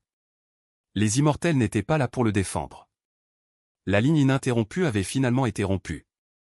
Mais leur histoire ne s'est pas terminée avec la défaite. Des éléments des immortels ont survécu. Alexandre a coopté les traditions perses dans son armée. Plus tard, dans l'empire sassanide, une nouvelle force d'élite allait s'élever, parfois même appelée immortelle par les historiens. Bien que n'étant pas des descendants directs, ils faisaient écho au mythe original, 10 000 hommes forts, d'élite, redoutables, éternels. Même dans leur chute, les immortels ont laissé un modèle. Ils avaient montré au monde comment construire non seulement une armée, mais une légende. Les immortels perses ont peut-être disparu du champ de bataille, mais leur influence n'a jamais disparu. Bien après la chute de l'Empire achéménide, l'idée d'une force de combat d'élite inébranlable est restée gravée dans l'imagination des généraux, des rois et des conteurs. Leur légende a perduré non pas parce qu'ils ont gagné toutes les batailles, mais parce qu'ils représentaient quelque chose de plus grand, la perfection du pouvoir contrôlé par l'État, une armée qui ne vieillissait pas, ne remettait pas en question et ne faiblissait pas. Lorsque les Grecs les décrivaient, c'était avec un mélange de crainte et de suspicion. Hérodote les appelait l'immortel, non pas parce qu'ils ne pouvaient pas être tués, mais parce qu'on ne pouvait pas les voir mourir. Leur remplacement était immédiat, leur présence éternelle. Pour les Grecs, c'était étrange, presque surnaturel. Ils étaient habitués à la guerre comme une affaire chaotique et personnelle, les immortels étaient quelque chose d'autre, précis, sans visage, discipliné jusqu'à la limite de l'humanité. À l'époque romaine, les érudits faisaient encore référence aux immortels lorsqu'ils parlaient du pouvoir antique. Même les historiens byzantins ont noté la structure de la garde d'élite perse comme quelque chose à admirer. Et au début de la période islamique, les historiens arabes ont raconté des histoires des 10 000 qui avaient autrefois gardé les rois d'antan, leurs lances scintillant comme une forêt d'argent sous le soleil du désert. Le concept serait relancé à nouveau dans l'Empire sassanide, où un corps de cavalerie d'élite, parfois appelé par les historiens les nouveaux immortels, servait de point blindé de l'Empire. Bien qu'ils ne descendent pas directement de l'unité achéménide, ils portaient la même mission, incarner l'invincibilité impériale. Même Napoléon Bonaparte, des siècles plus tard, étudiait l'organisation militaire perse et louait sa structure. Culturellement, les immortels ont imprégné le mythe. Les médias modernes les déforment souvent, les transformant en monstres, en démons ou en assassins masqués, mais la vérité était bien plus fascinante. C'étaient des humains, terriblement humains, des hommes ordinaires transformés en instruments de l'Empire grâce à un entraînement incessant, un contrôle psychologique et un système de continuité profondément ancré. Ils n'avaient pas besoin de magie pour devenir légendaires, juste de cohérence et de silence. Leur arme la plus puissante n'était pas leur épée, c'était l'idée qu'ils arrivaient toujours, une ombre éternelle à l'horizon. Et ainsi, les immortels vivent dans les sculptures sur pierre, dans les doctrines de bataille et dans les craintes murmurées de ceux qui savent que le pouvoir, lorsqu'il est bien organisé et remplacé à l'infini, peut devenir quelque chose de très proche de l'immortalité. Avant qu'il n'y ait des légendes d'Amazones grecques, il y avait les Scythes, des guerriers nomades de la steppe eurasienne, craints et respectés de la mer Noire au mont Altaï. Contrairement à la plupart des sociétés antiques, les femmes scythes ne restaient pas derrière les tentes à tisser des étoffes ou à élever des enfants. Elles montaient à cheval, maniaient des arcs et partaient en guerre. Et elles n'accompagnaient pas seulement les hommes au combat, elles dirigeaient et se battaient avec une habileté mortelle. Ce n'étaient pas des exceptions, c'était la culture. Les historiens grecs comme Hérodote étaient stupéfaits lorsqu'ils rencontraient ces femmes. Ils décrivaient des tribus entières où les femmes refusaient de se marier à moins d'avoir d'abord tué un ennemi au combat. Ces mots, initialement destinés à être des curiosités exotiques, ont depuis trouvé une preuve archéologique. Des tertres funéraires appelés kurganes, dispersés à travers l'Ukraine, le Kazakhstan et le sud de la Russie, ont révélé des découvertes étonnantes, les squelettes de jeunes femmes enterrées avec des arcs, des flèches, des épées. Et même des blessures infligées au combat. Une de ces découvertes a révélé une femme avec une pointe de flèche logée dans sa colonne vertébrale, son corps blindé, sa tombe richement meublée. Ce n'étaient pas des armes cérémonielles, elles avaient été utilisées, et elles aussi. La société scythe était fondamentalement différente de ses contemporains. La vie dans la steppe exigeait mobilité et résilience. Tout le monde, homme ou femme, devait monter à cheval, chasser et défendre la tribu. Les filles apprenaient le tir à l'arc aussi jeune que les garçons. Elles portaient les mêmes pantalons de cuir, la même armure. Elles portaient même leurs cheveux et leurs tatouages de la même manière. Indiscernables à cheval sous une tempête de flèches. Cela a créé une culture de guerrier dans laquelle les rôles de genre étaient fluides sur le champ de bataille, mais stricts en dehors. Une femme scythe pouvait être mortelle au galop, puis rentrer chez elle pour remplir des devoirs rituels et maternels. Les deux rôles n'étaient pas en conflit, ils étaient complémentaires. Les mythes grecs des Amazones ont peut-être été inspirés par des rencontres exagérées avec des femmes scythes, mais alors que les Amazones du mythe ont disparu dans le fantasme, les Scythes étaient réels. Ils ont combattu les Perses, se sont affrontés aux Grecs et ont terrifié les Macédoniens. Et pendant des siècles, ils ont sillonné la steppe avec le feu et la fureur, hommes et femmes confondus. Dans le petit royaume ouest-africain du Dahomey, le Bénin actuel, une armée de femmes a autrefois semé la terreur chez les colonisateurs européens, les royaumes rivaux et tous ceux qui étaient assez fous pour les sous-estimer. Elles étaient connues sous le nom d'Agogie, mais les Français les ont surnommées les Amazones du Dahomey, une comparaison avec les mythes grecs. Mais ces guerrières étaient très réelles. Au XVIIIe et XIXe siècle, les Agogies étaient devenues la garde royale permanente du roi du Dahomey. Mais elles n'étaient pas seulement des gardes, elles étaient une infanterie d'élite, entraînée pour tuer, pour défendre et pour ne jamais reculer. Au début, elles ont peut-être commencé comme chasseuses d'éléphants ou comme femmes de chambre de palais, mais au fil du temps, elles ont évolué en une force militaire formelle et redoutée. Recrutées alors qu'elles étaient jeunes filles, souvent choisies pour leur force ou leur esprit, les Agogies étaient séparées de leur famille et soumises à un entraînement intensif. La discipline était totale. Elles couraient des parcours d'obstacles remplis d'épines, s'entraînaient au combat à l'épée réelle et prêtaient serment de célibat et de loyauté absolue au roi. Elles portaient des ceintures tressées et portaient des mousquets, des machettes et des massues. Mais leur arme la plus mortelle était psychologique. Les observateurs européens au XIXe siècle étaient choqués par leur intrépidité et leur brutalité. Un officier français a noté avec malaise comment une Amazone du Dahomey s'est précipitée en avant, a ouvert la gorge d'un homme, puis a calmement essuyé sa lame. Ce n'étaient pas des guerrières symboliques, c'étaient des troupes de choc de première ligne, utilisées lors de raids, de batailles et d'embuscades. Pendant les guerres franco-dahoméennes dans les années 1890, les Agogies se sont battues au corps à corps avec les troupes coloniales françaises. En infériorité numérique et moins bien armées, elles ont tout de même lancé des raids nocturnes, mené des embuscades et se sont battues rue par rue pour défendre leur royaume. Leur ténacité a forcé les commandants français à reconsidérer leurs tactiques et leurs hypothèses sur le genre au combat. Mais ce n'est pas seulement leur succès sur le champ de bataille qui comptait. Les Amazones du Dahomey existaient dans un monde profondément patriarcal, et pourtant, elles se sont taillées un espace d'autonomie et d'influence totale. Elles conseillaient les rois, remplissaient des fonctions cérémonielles et façonnaient la politique étrangère du royaume, non pas en coulisses, mais avec des lames à la main. Bien que les Français aient finalement vaincu le Dahomey, la légende des Agogies n'est jamais morte. En fait, leur héritage a contribué à inspirer des guerrières fictives modernes comme les Dora Milaje dans le film Black Panther de Marvel. Mais la vérité, comme toujours, est plus impressionnante que la fiction. Dans les pages sombres de l'histoire médiévale du Japon, une femme chevauche à travers le sang et la légende, Tomo Gozen, une guerrière samouraï de la fin du XIIe siècle. Elle s'est battue pendant la guerre de Janpei, un conflit civil brutal entre les clans Minamoto et Taira qui a donné naissance au premier shogunat. Tomo n'était pas une figure symbolique ou une épouse passive, c'était une commandante, une escrimeuse et une archère, formée aux arts mortels du champ de bataille et redoutée pour sa précision au combat. Son histoire émerge surtout du Eik Monogatari, une épopée de guerre qui mêle histoire et flair poétique. On y décrit Tomo comme particulièrement belle, avec une peau blanche, de longs cheveux et des traits charmants. Mais la phrase suivante lâche le véritable coup de tonnerre, elle était aussi une archère remarquablement forte, et en tant qu'escrimeuse, c'était une guerrière qui valait 1000. Beauté et létalité n'étaient pas des contradictions, elles étaient fusionnées. Tomo a servi sous les ordres de Minamoto no Yoshinaka, un seigneur de guerre et son amant possible, pendant sa campagne pour prendre le contrôle de Kyoto.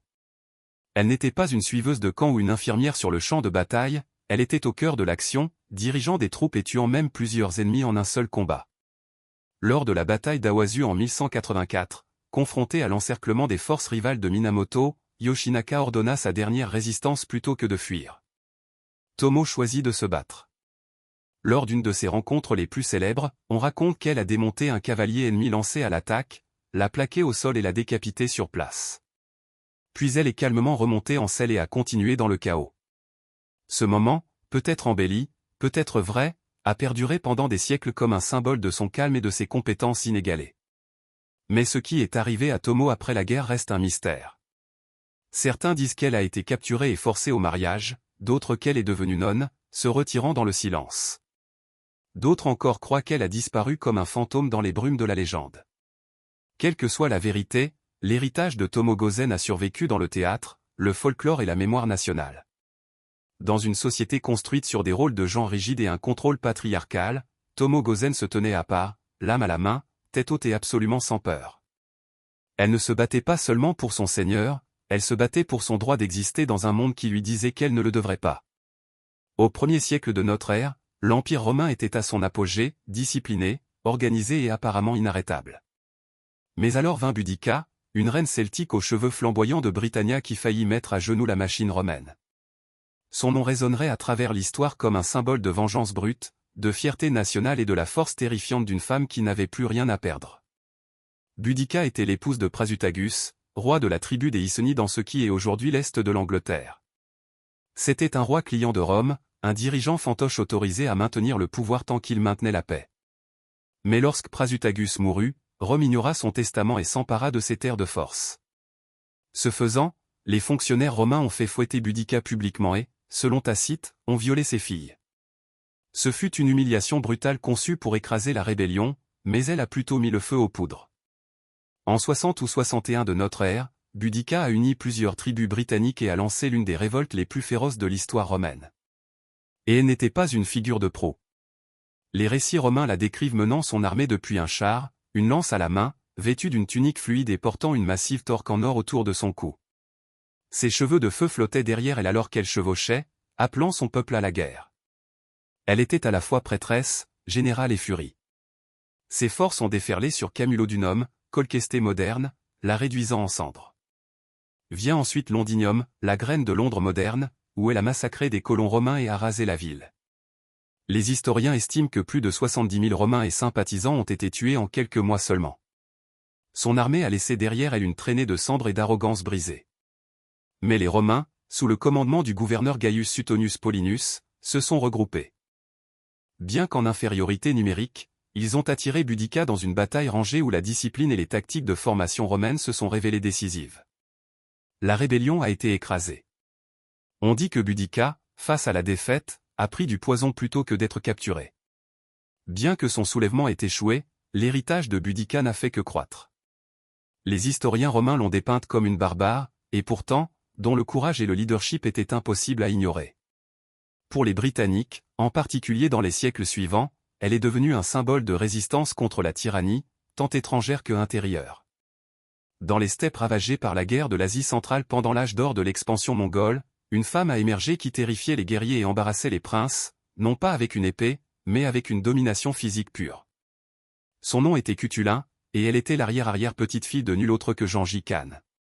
Mais elle n'a pas seulement chevauché dans son ombre, elle s'est taillée une légende propre, une prise de tête à la fois. Née vers 1260 de notre ère, Cutulin était la fille de Kedu Khan, un cousin puissant de Kubilai Khan et un prétendant rival à la direction de l'Empire mongol. Cutulin a été élevé comme en Chine antique, la musique n'était pas un simple bruit de fond, c'était un outil sacré, une forme de communication divine qui résonnait dans les temples, les tombes et la vie quotidienne. Des pharaons aux paysans, la musique était partout. Elle apaisait les travailleurs, honorait les morts, guidait les rituels religieux et divertissait les vivants. Et les instruments qui façonnaient ce paysage sonore étaient aussi divers que le Nil lui-même. L'un des instruments égyptiens les plus anciens et les plus emblématiques était la harpe. Les premières harpes, courbées comme des arcs, ont évolué en harpes angulaires plus grandes qui atteignaient la taille d'un homme. Ces instruments étaient pincés avec les doigts, souvent par des musiciens de temple ou des artistes de cour.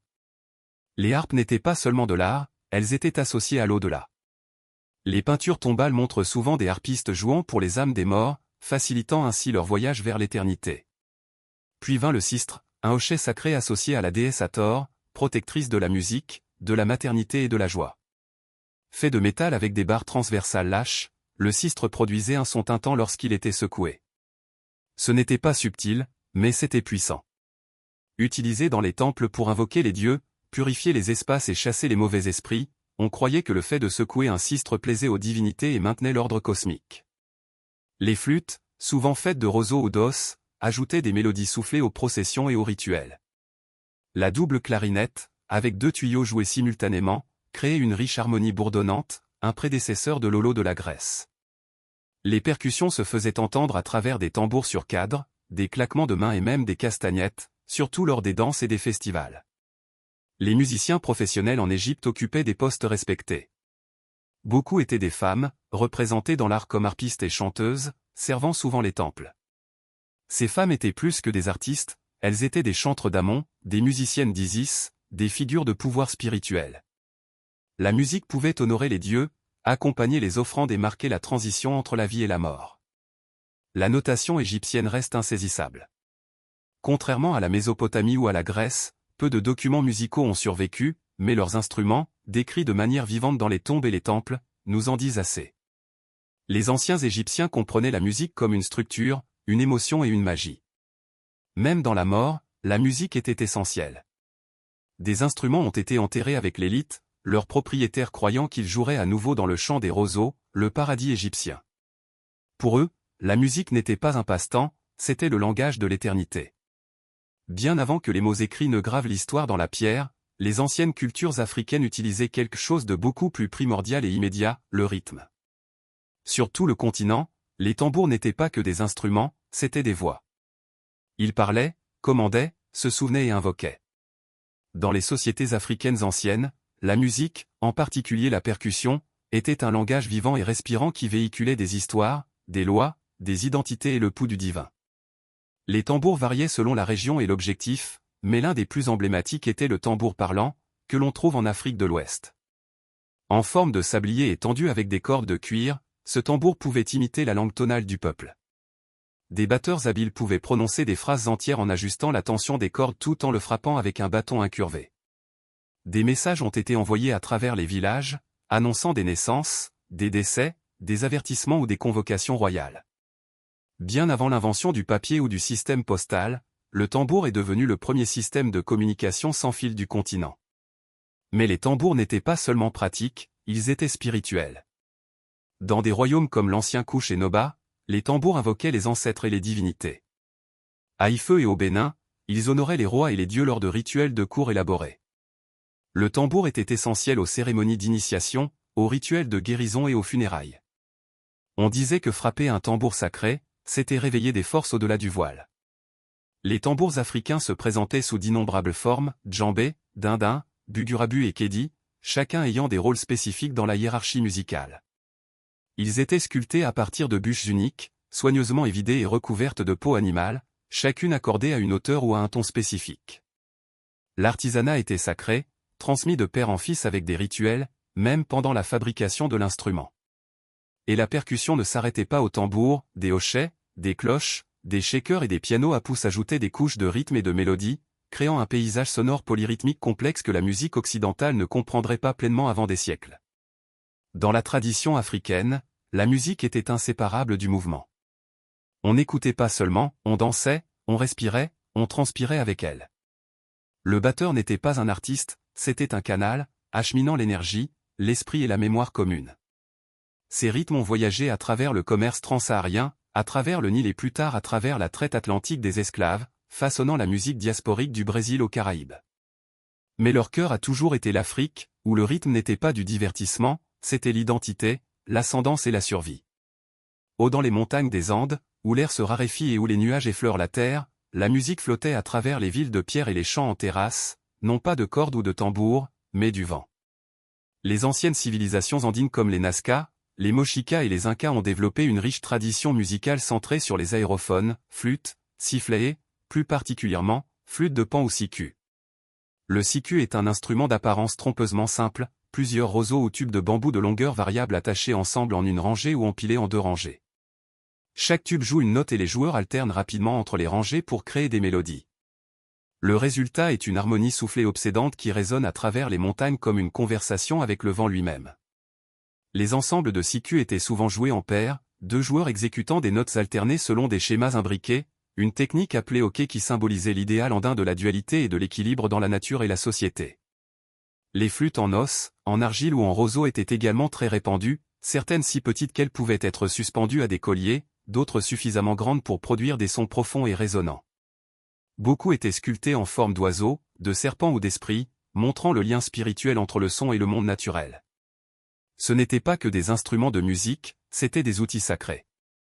La musique était utilisée pour invoquer la pluie, bénir les récoltes, honorer le soleil ou communiquer avec les ancêtres. Une découverte particulièrement fascinante est celle des récipients à sifflet en céramique de la civilisation Mochica. Lorsque de l'eau y était versée, des chambres internes forçaient l'air à travers un sifflet produisant des sons étranges, littéralement de la poterie musicale. Ceux-ci étaient probablement utilisés lors de rituels combinant l'eau, l'air et le son en un seul acte cérémonial. Dans la société inca, la musique accompagnait toutes les étapes de la vie, des célébrations de la naissance aux funérailles, des défilés militaires aux festivals agricoles. Il y avait une mélodie pour chaque moment.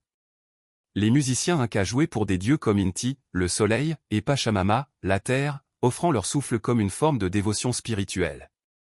Bien que la colonisation espagnole ait presque effacé de nombreuses traditions autochtones, le son des flûtes andines n'a jamais complètement disparu. Aujourd'hui, leurs échos peuvent encore être entendus dans les hauts plateaux péruviens et dans les villages boliviens, une ancienne voix de pierre, de vent et de ciel chantant toujours dans l'air raréfié. Dans l'Inde antique, la musique était plus qu'une performance, c'était une ingénierie cosmique. Selon la philosophie hindoue, l'univers lui-même a été créé à partir du son, de la vibration primordiale connue sous le nom d'Ohm. De cette croyance est née l'une des traditions musicales les plus complexes et les plus durables au monde, enracinée dans le rituel, les mathématiques et la transformation spirituelle.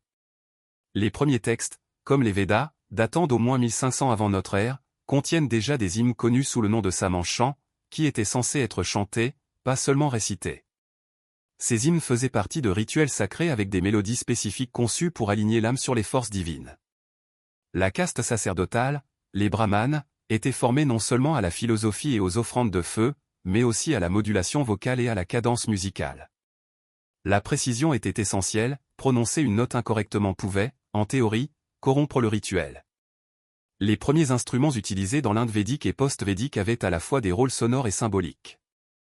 La vena, un instrument à cordes pincées avec une gourde résonante, est devenu un symbole de l'apprentissage et de l'expression divine. Elle était, et est toujours, associée à la déesse Saraswati, la divinité de la sagesse et des arts. On disait que ces cordes faisaient écho aux vibrations du cosmos, permettant aux joueurs de se connecter aux vérités universelles à travers la mélodie. Les instruments avant comme la bansuri, flûte de bambou, n'étaient pas seulement des outils mélodiques, mais des véhicules du mythe. Le Seigneur Krishna, le dieu de l'amour et du jeu divin, était souvent représenté jouant de la flûte, charmant les humains et les animaux. On croyait que le son du bansuri perçait les illusions de la réalité, Maya, et transportait les auditeurs vers un état de conscience supérieur. La percussion détenait également un immense pouvoir. Le mridangam et le tabla n'étaient pas seulement des gardiens du rythme, ils reflétaient les battements du cœur, les schémas respiratoires et les cycles cosmiques. Les rythmes, ou tala, étaient des schémas mathématiques complexes, certains cycliques, certains asymétriques, chacun lié à des états émotionnels et à des moments de la journée.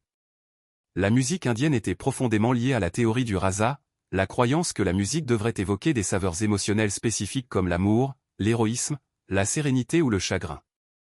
Même dans les temps anciens, les ragas, cadres mélodiques, étaient conçus pour remuer l'âme et guider la méditation. Contrairement à de nombreuses traditions anciennes perdues dans le temps, les racines musicales de l'Inde ont non seulement survécu, elles ont évolué. Mais à leur base, demeure la même croyance ancienne, faire de la musique, c'est toucher le divin. Dans les anciennes villes de Mésoamérique, des pyramides imposantes de Téotihuacan aux places cérémonielles des Mayas et des Aztèques, la musique était indissociable du sacré. Ce n'était pas que de l'art, c'était du pouvoir. Utilisé pour parler aux dieux, sanctifier les offrandes de sang, invoquer la pluie et terrifier les ennemis, pour les peuples de Mésoamérique, la musique était une technologie rituelle, un fil invisible reliant les humains aux divins et aux morts. Les tambours dominaient le paysage sonore. Le plus emblématique était le huetl, un grand tambour à une seule tête sculpté dans des troncs d'arbres creux et joué à main nue, recouvert de peaux d'animaux et orné de glyphes ou d'images sacrées. Le huetl vibrait pendant les festivals, la guerre et les sacrifices, son son profond et résonnant à travers les cours de pierre comme le battement de cœur des dieux. Puis vint le teponazli, un tambour à fente fait de bois creux, joué avec des maillets à embout en caoutchouc. Sa surface était sculptée en deux langues qui produisaient des hauteurs différentes lorsqu'elles étaient frappées. Le teponazli n'était pas seulement percussif, il pouvait parler. En nahuatl, la langue aztèque, on disait que le teponazli pouvait chanter les noms des divinités ou les rythmes du destin lui-même. Les instruments avant étaient également essentiels. Les flûtes en os, en argile et en roseau étaient courantes, souvent en forme d'animaux ou de dieux. Certaines étaient si complexes qu'elles pouvaient imiter les cris d'oiseaux, les grognements de jaguars ou les cris humains. En fait, le tristement célèbre sifflet de la mort aztèque, en forme de crâne et soufflé comme une flûte, produit un hurlement glaçant, peut être utilisé pendant la guerre ou les cérémonies sacrificielles pour semer la terreur chez les ennemis ou ouvrir des portails vers le monde des esprits. La musique accompagnait chaque événement important, la naissance, les rites de passage à l'âge adulte, la guerre, les cycles agricoles et la mort. Les musiciens et les danseurs étaient formés dans des écoles spéciales, se produisant non seulement pour les foules, mais aussi pour les dieux. Certains instruments étaient réservés aux nobles ou aux prêtres. En jouer incorrectement pouvait être considéré comme une offense spirituelle. Même les sacrifices, centraux dans la religion aztèque, étaient exécutés sur une partition musicale, les tambours battaient, les flûtes gémissaient et les coquilles de conque hurlaient pendant que des chœurs étaient offerts au soleil. La musique n'apaisait pas, elle activait, elle guidait les âmes, nourrissait les dieux et faisait tourner le moteur cosmique. En Mésoamérique, la musique n'était pas un arrière-plan, elle était la cérémonie. Elle n'était pas destinée à divertir, elle était destinée à transformer. Bien que les civilisations de l'Antiquité se soient élevées et soient tombées, leur musique n'est jamais vraiment morte. Elle persiste, pas toujours en son, mais en conception rituelle et en ADN culturel. À bien des égards, la musique ancienne n'a jamais été destinée à être conservée sur des partitions ou capturée dans des enregistrements. Elle était transmise par les mains, les bouches et les cœurs, une tradition vivante encodée dans la mémoire et l'exécution. Prenez le guqin chinois ou la vena indienne. Ce ne sont pas des pièces de musée, on en joue encore aujourd'hui, souvent en utilisant des techniques transmises depuis des millénaires. Les interprètes ne se contentent pas d'imiter les sons anciens, ils les incarnent. Chaque note porte des siècles de philosophie, de culture et de méditation. En un seul pincement, vous pouvez ressentir le même désir ou la même joie qu'un empereur ou un sage a autrefois ressenti. En Afrique, les tambours parlent toujours. Les rythmes du gumbri, l'appel et la réponse du goge, les syncopes de la danse, tout cela fait écho à des pratiques anciennes qui sont antérieures aux cartes coloniales ou à l'histoire écrite. Même dans les Amériques, le souffle obsédant du siku andin ou le tonnerre des tambours de powwow parmi les tribus indigènes reflètent les échos des voix ancestrales.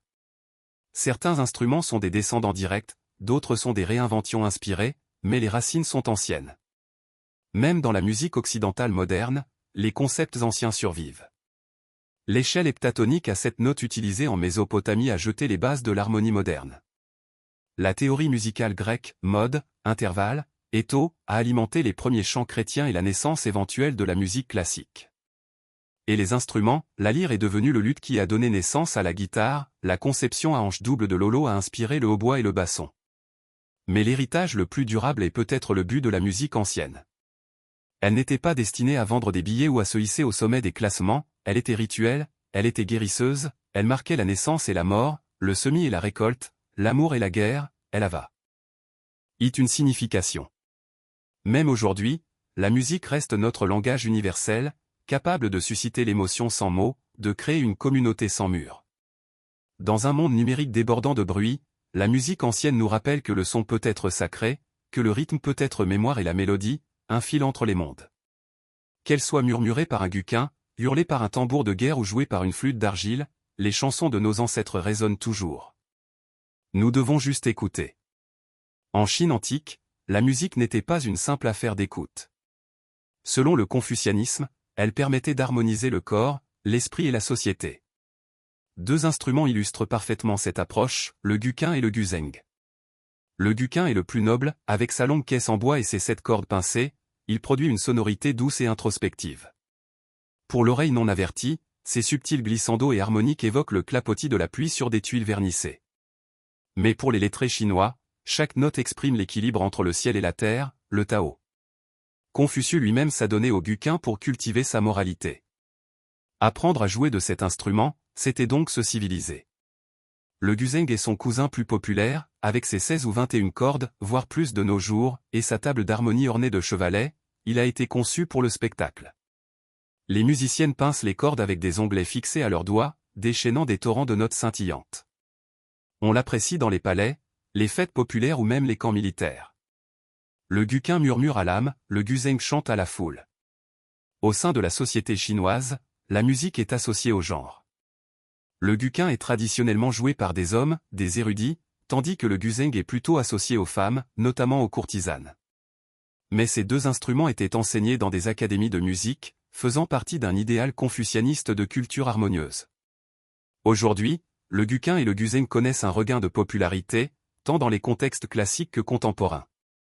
Ils font résonner l'âme de la Chine, là où l'on n'écoute pas seulement la musique, mais on la ressent, comme un chemin vers la vertu et les émotions profondes.